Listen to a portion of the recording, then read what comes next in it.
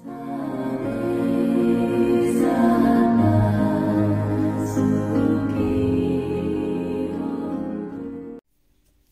भीम, नमो बुद्धाय. बुद्ध धम्म शिकूयात बाबासाहेबांच्या दृष्टिकोनातून या उपक्रमातील आजच्या नव्या सत्रात पुनश्च आपल्या सर्वांचे मनपूर्वक स्वागत करते. बुद्ध धम्म आणि संघ या त्रिरत्नांच्या प्रभावाने आपण सर्व सजीव सुखी होऊयात ही मंगल कामना करते. मित्रमैत्रिणींनो, आपण बुद्ध आणि त्यांचा धम्म हा ग्रंथ आचार्य BC वानखेडे साहेबांकडून शिकून घेत आहोत.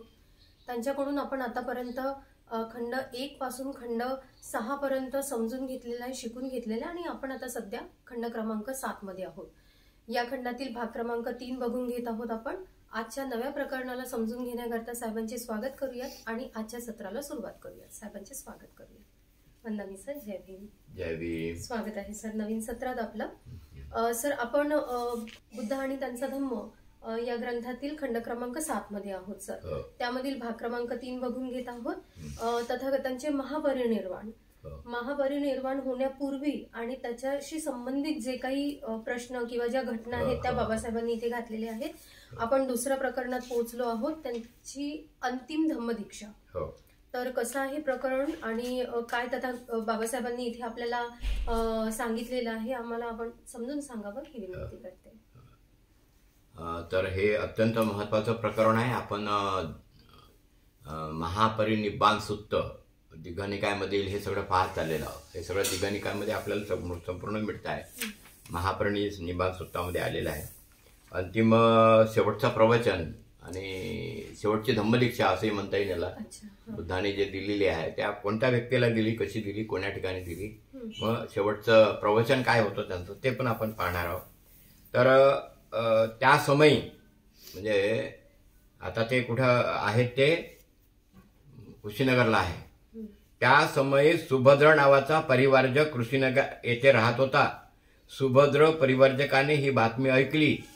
असे म्हणतात की आज रात्रीच्या अखेरच्या प्रहरी गौतम बुद्धाचे परिनिर्वाण होणार आहे.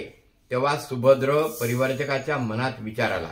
म्हणजे एक सुभद्र नावाचा परिवारजक त्याच एरियात राहत होता कुशीनगरला, आणि त्यानं ती बातमी ऐकली की तथागताचा आज रात्री महापरिनिर्वाण होणार आहे. आणि हे त्यानं ऐकल्यानंतर मग तो त्याच्या मनात विचार आला. काही वयोवृद्ध गुरु आणि शिष्य परिवारजकांना असे म्हणतात, मी ऐकले आहे की या जगात अहर्त सम्यक संबुद्ध असे तथागत नेहमी म्हणजे वारंवार निर्माण होत नाहीत. आज रात्रीच्या अखेरच्या प्रहरी श्रमण गौतमाचे परिनिर्वाण होणार आहे. माझ्या मनात एक संदेह उत्पन्न झाला आहे आणि श्रमण गौतमाबद्दल मला खात्री वाटते की ते मला असा उपदेश करतील की जेणेकरून माझ्या संदेहाचे निराकरण करतील. म्हणजे त्याच्या मनामध्ये काही प्रश्न निर्माण झाले आणि संदेह निर्माण झाला आणि सम्यक संबुद्ध काही वारंवार जन्माला येत नाहीत. आणि मग तो जर आपण जाऊन त्यांना विचारला तर बरं होईल, असा काही मनामध्ये संकल्प, मनामध्ये संदेह निर्माण झाला. आणि त्याला आजच्याच रात्री शेवटची क्षण आहे, शेवटच्या क्षणी आता बुद्ध जाणार आहे, महापरिनिर्वाणाला पोचणार आहे. म्हणून सुभद्र परिवारजक उपमार्गाने मल्लाच्या शालवनात गेला. उपमार्ग म्हणजे शॉर्टकट आताच्या भाषेत. हो, जवळच्या मार्गाने, म्हणजे मोठ्या मार्गाने न जाता जवळच्या मार्गाने सरळ आपला तो निघाला आणि तिथे पोचला. तिथे स्थवीर आनंद होते. सुभद्र त्यांना म्हणाला, स्थवीर आनंदा, मला श्रमण गौतमाचे दर्शन होईल काय?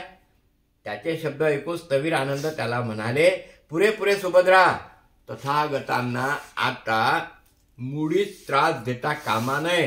तथागत अतिशय थकून गेलेले आहेत. म्हणून आनंदाने काय केली, त्याला डायरेक्ट मनाई केली. तो आपला तिथं पोचला आणि आनंदाला म्हणाला, आनंदा, मला तथागताचं दर्शन होईल काय? तेव्हा आनंदा म्हणाला, नाही, आता तथागत अजिबात त्रास द्यायचा नाही, ते थकलेले आहेत. तेव्हा ते थकून गेलेले आहेत. सुभद्र परिवारजकाने दुसऱ्यांदा तिसऱ्यांदा पुन्हा तीच विनंती स्थवीर आनंदांना 3 वेळा केली, परंतु त्याला तेच उत्तर भेटले की तथागत आता फारच थकलेले आहे, आता तू काही त्यांना त्रास देता कामा नाही.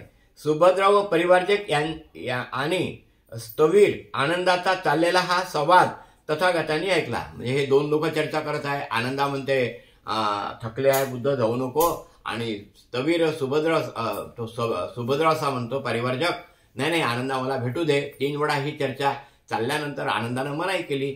हे आनंदाने मनाई केल्यानंतर तथागतांनी काय केलं, आता आनंदाला हाक मारले आणि आनंदा सुभद्राला अडू नको, सुभद्राला तथागताचे दर्शन घेण्याची अनुमती असावी, सुभद्राला जे काही मागावयाचे असेल ते त्याला ज्ञानासाठी हवे असेल, त्रास देण्याच्या इच्छेने नव्हे, आणि जे उत्तरादाखल सांगेन ते तात्काळ त्याला समजेल.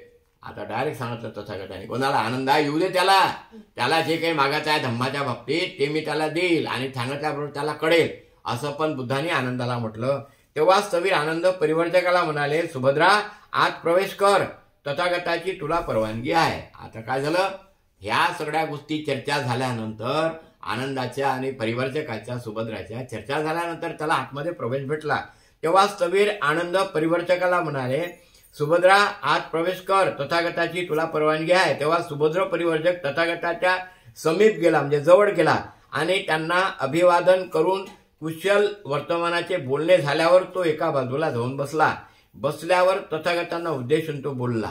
आता बाजूला बसला वंदन करून आणि काय म्हणते, आता श्रमण गौतमा, ज्यांना अनुयायी आहेत आणि श्रोते आहेत, जे प्रसिद्ध आहेत, जे गणाचार्य आहेत, जे पथसंस्थापक आहेत, ज्यांना जनता धर्मात्मा मानित आली आहेत, असे श्रमण आणि ब्राह्मण पुरण काश्यप, मख्खली गोसाल, अजित केसकंबल, पक्कूत कच्चायन, संजय वेलट्टीपुत्त, तसेच निघंटनाथ पुत्त, या सर्वांना ते म्हणतात तसे स्वतःने स्वतःलाच सत्वज्ञान प्राप्त केले आहे की नाही, की काहींना झाले आणि काहींना झाले नाही.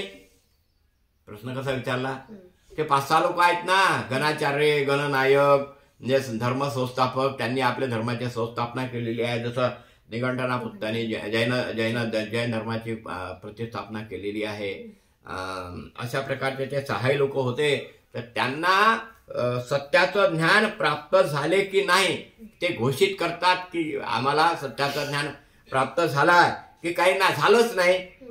म्हणजे दुसऱ्याच्या बद्दल बोलून राहिला, सुभद्र काहींना ज्ञान प्राप्त झाले की काहींना झाले नाही, ह्या असल्या गोष्टी तू आता पडू नकोस. तथागत तुला धर्मोपदेश करतात, तो नीट ध्यान देऊन श्रवण कर, लक्ष दे, भलत्या सलत्या गोष्टी करायच्या नाही. तसं धम्माच्या बाबतीत नेहमी चर्चा केली जाते.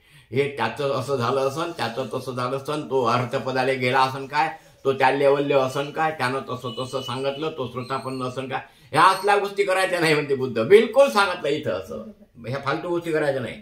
तथागत फार चांगले असे बोलून सुभद्र परिवर्तकाने तथागत बुद्धाकडे एकाग्रतेने लक्ष दिले आणि त्यावर तथागत प्रवचन देते झाले. आता सांगून राहिले, सुभद्र, ज्या धम्म विनयामध्ये आर्य अष्टांगिक मार्ग नाही त्यात श्रमण असू शकत नाही. ज्या धम्म मतात आर्य अष्टांगिक मार्ग आहे त्यात श्रमणही असतो. म्हणजे जिथे सम्यक दृष्टी, सम्यक संकल्प, सम्यक वाचा, सम्यक कर्मांत, सम्यक आजीविका, सम्यक व्यायाम, सम्यक स्मृती आणि सम्यक समाधी, हे 8 अंग जिथे आहे तिथे श्रमण असू शकतात. आणि ज्याच्यामध्ये अष्टांग मार्गच नाही, ज्या त्या तत्वज्ञानात, तिथे मात्र श्रमण असू शकत नाही. सुभद्र, तथागताच्या धम्मविनयात आर्य अष्टांगिक मार्ग आहे. सुभद्रा, तथागताच्या धम्मविनयात काय आहे, अष्टांग मार्ग आहे. म्हणून ह्या धम्मात श्रुतापूर्ण, सकृदागामी, अनागामी, अरहत असे 4 प्रकारचे श्रमण आहेत. दुसऱ्या धम्म मतात या 4 प्रकारच्या श्रमणाचा अभाव आहे. पण सुभद्र, जर या धम्म मताच्या अनुयायी सम्यक जीवन व्यतीत केले तर या जगात अर्थाचा अभाव कधीच आढळणार नाही.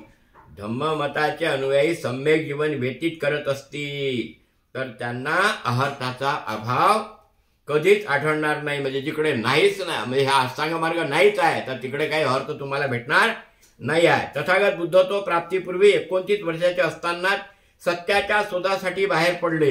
29 वर्षाचे असताना सुभद्र सद्धमाता पक्ष स्वीकारल्या. आता 50हून अधिक वर्षे होऊन गेली आहे. म्हणजे हा अष्टांग मार्ग स्वीकारण्यात 50च्या वर अधिक वर्ष होऊन गेली. तथागतांनी असे सांगितले, सुभद्र परिवारजक बोलला, आपल्या मुखीचे हे शब्द अत्यंत उत्कृष्ट आहेत, खरोखरच अत्यंत उत्कृष्ट आहेत.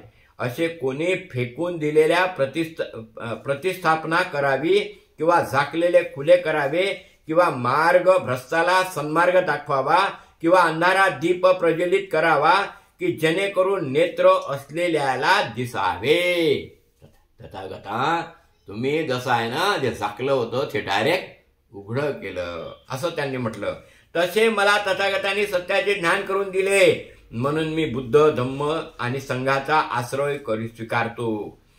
त्रिरत्नांना शरण गमन करतो. तथागता मी आता मला सत्य समजलं, आता मी त्रिरत्नाचा आश्रय करतो शरण गमन करून. सुभद्रा, ज्याने पूर्वी दुसऱ्या धम्माची दीक्षा घेतली असेल त्याला जर संघात प्रवेश करायची इच्छा असेल तर त्याला 4 महिने प्रतीक्षा करणे प्राप्त आहे. म्हणजे दुसरीकडे होता आणि आता तू इकडे येतो म्हणतो तर मग तुला 4 महिने प्रतीक्षा करावा लागते. जर तसा दंडक असेल तर मीही 4 महिने प्रतीक्षा करेन. त्याने असं म्हटलं की जर तथागता असा जर नियम असेल विनय विटकामध्ये तर मीही तुमची 4 महिने. म्हणून आम्ही नेहमी म्हणत असतो की जरा वेळोवेळी धम्माच्या कामी राहा. काही लोक येतात 1-2 एखादं शिबिर करतात, मग धावपळ करतात, मग 2-4 कार्यक्रम करतात आणि डायरेक्ट कार्यक्रमाला जा, आता आम्हाला अनुमती द्या, आम्हाला जाऊ द्या. अरे 2-4 वर्ष राहावं लागेल ना, समजून घ्यावं लागेल ना, अभ्यास करावा लागेल ना. जरा सामनेर जरी झाले तरी 5 वर्षे त्याला काय करावं लागते, प्रवर्जा झाल्यावर उपसंपदेसाठी काय थांबावं लागते. म्हणून हेच ते 4 महिने होय.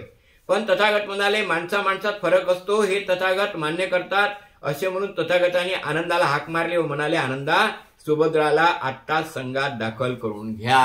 आता आनंदाने बोलावलं आणि आनंदाला सांगितलं की ह्या सुभद्राला आत्ताच्या आत्ता संघात दाखल करून घ्या.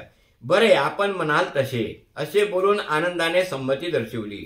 सुभद्रा परिवारजक मग आनंदाला म्हणाला, आपण महान लाभान्वित आहात आनंदा, महाभाग्यवान. तुम्हाला स्वतः तथागतांनी धर्मजलाने सिंचन करून अनुयायित्व दिले व जिथे बंधुत्व आहे त्या भिक्खू संघात दाखल करून घेतले आहे. सुभद्र, तुझ्या बाबतीतही तसेच झाले आहे. स्थवीर आनंद म्हणाला, अशा रीतीने तथागताच्या अनुज्ञेने सुभद्र परिवर्तकाला भिक्खू संघात स्वीकृत करण्यात आले. त्याचे स्वतः तथागतांनी प्रवर्तित केले.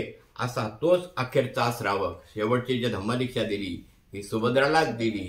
आणि म्हणून असं हे संभाषण सुभद्राचं आणि आनंदाचं आणि त्यामध्ये तथागतांनी दिलेला अष्टांग विनयाचं. अष्टांग विनय जेव्हा सांगितला की जिथे कुठे अष्टांग मार्गच नाही तर ते काय धर्ममत नाही आहे.